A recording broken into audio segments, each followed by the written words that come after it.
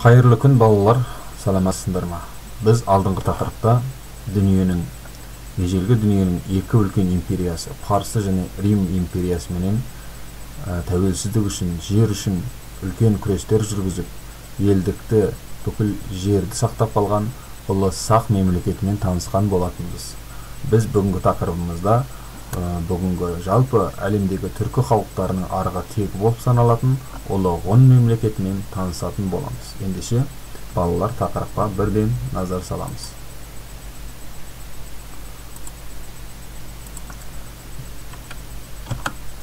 Біздің бүгінгі тақырыбымыз балалар ғұн тайпаларының бірігуі. Бүгінгі сабағымыздың оқу мақсаты ежелгі мемлекеттік бірлестіктердің құрылуын түсіндіру.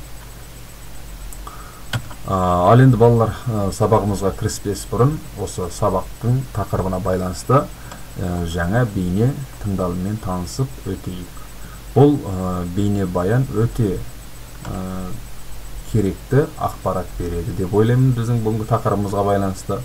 Және де осы бейне баянды тыңдап болғаннан кейін балалар 1 минуттық факты жинақтайтын боламыз. Яғни бейне баян тыңдалып болғаннан кейін, көріп болғаннан кейін 1 минуттың ішінде осы бейне баянда не көрдіңдер, не сездіңдер, не білдік, қандай жаңа ақпарат алып үлгердік.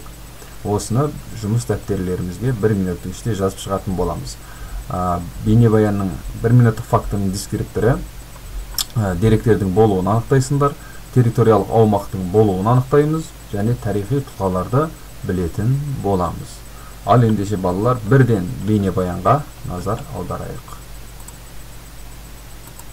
Біздің заманымызға дейінгі бірінші мыңжылдықтың ортасында Алтай, Оңтүстік Сібір және Шығыс Қазақстан аумағында ғұн тайпалық одағы қалыптаса бастады. Қытай деректерінде ғұн атауы Хунну деп берілген. Олар Еуразия тарихында жауынгерлік даңқымен атағы шыққан. Ғұн мемлекетінің өрлеуі Мөденің атымен байланысты. Біздің заманымыздан бұрынғы 3-ші ғасырда Мөде Қытаймен соғыста жеңіске жетіп, ғұн тайпаларының басын біріктіріп, билеуші Шаньюй атанады. Оның билігі үстем болып, аспан ұлы деген атаққа ие болады. Мөде Шаньюйдің билікке келуімен ғұндар жерлерін кеңейту үшін көршілес тайпаларға жорықтарын бастайды. Ғұн, Үйсін, Қаңлылар бір-бірімен көрші елдер болатын. Ал ғұндар мен Қытайдың хан династиясы арасындағы соғыс біздің заманымыздан бұрынғы 188 жылы хан династиясы әскерлерінің жеңілісімен аяқталады. Мөденің билігін мойындаған Қытай императоры ғұндарға жыл сайын алым-салық төлеп отыруға және Қытай ханшасын Мөдеге әйелдікке беруге мәжбүр болады. Ғұндар негізінен киіз үйде тұрған, бірақ қысқы тұратын үйлерде болған. Тері мен жүннен тоқылған маталардан киім киген. Бай ауқатты адамдар киімдерін жібек матадан тіккізген. Ғұндардың материалдық мәдениеті ерекше дамыған. Олар темір және қола өңдеумен қатар қыштан ыдыстар жасаумен айналысқан.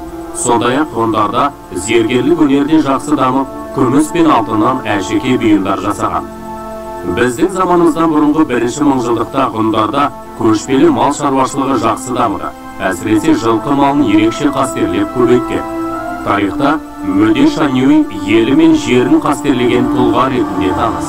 Аңыз бойынша көрші Дунху билеушісі ғұндардың жеріне сұқтанып, оны басып алудың айласын жасай бастайды. Алдымен Мөдеге елші жіберіп, сұлу әйелін беруін сұрайды. Мөде, әйелім елімнің садағасы, алсын деп әйелін береді. Дунху елшісі екінші рет келіп, аузымен құс түстеген жүйрік тұлпарын сұрайды. Мөде, тұлпарым елімнің садағасы алсын деп атын бергізеді.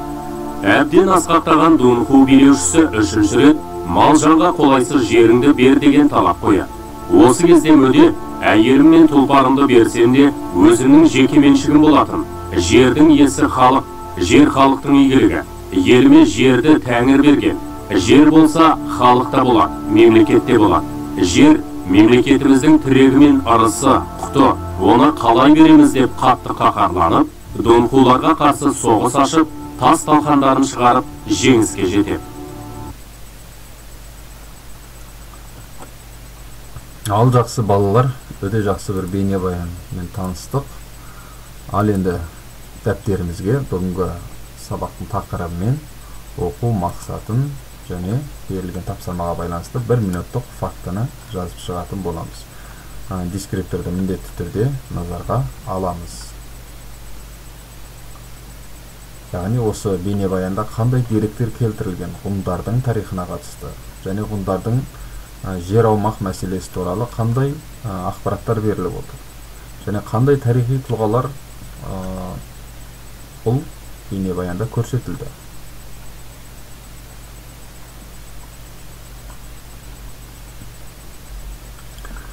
Ал жақсы балалар, ендеше бұл тапсырмадан кейін біз келесі тапсырмаға көшеміз. Екінші тапсырмаға осы жазып отырған тапсырмаларымызды жұмыс дәптерімізге барлығын суретке, фотоға түсіріп, мен қазір төменде электронды мекен-жайымды жіберемін, сол мекен-жайға жіберсеңдер болады. Ал жақсы балалар, ендеше келесі тапсырмаға көшеміз. Келесі тапсырма бізде картамен жұмыс. Картамен жұмыс, яғни біз картамен жұмыста ғұндардың ғұн мемлекетіне байланысты карталық тапсырма орындаймыз.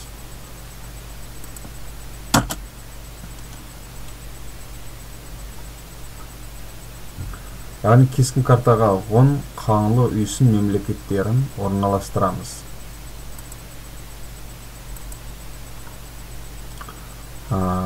Қазір балалар дәптерімізге немесе қолымыздағы атластан пайдаланып кескін карталық жұмыс дәптерімізден осы ғұн, қаңлы, үйсін мемлекеттерінің орналасқан аумағын картада әркім әртүрлі түспен боясаңдар болады.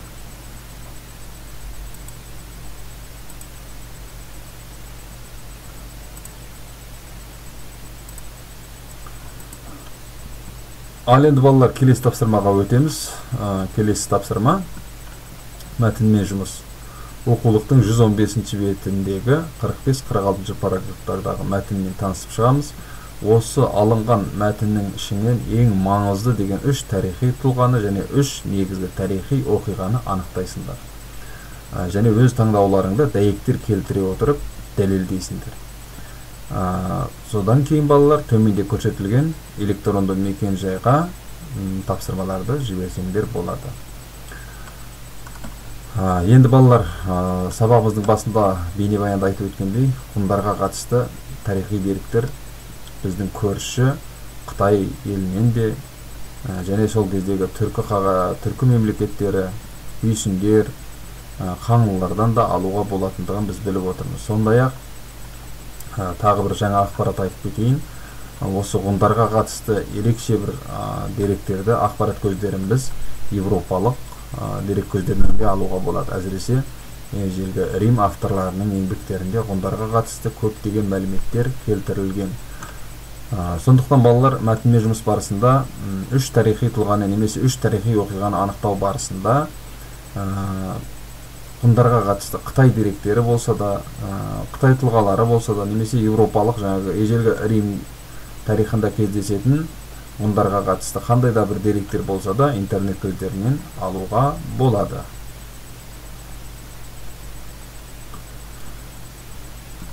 Ал жақсы балалар, ендеше осы мәтінмен жұмысты аяқтап болсақ, төмендегі мекен жайға жібереміз.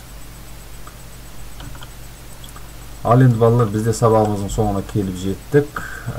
Жазбаша түрде төмендегі рефлексияны аяқтап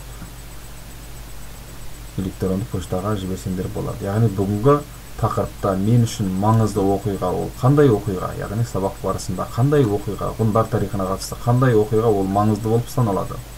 Және осы сабақ барысында туындаған сұрақ ғұндардың тақырыбына байланысты немесе оқу мақсатына байланысты қандай да бір сұрақтар туындады ма?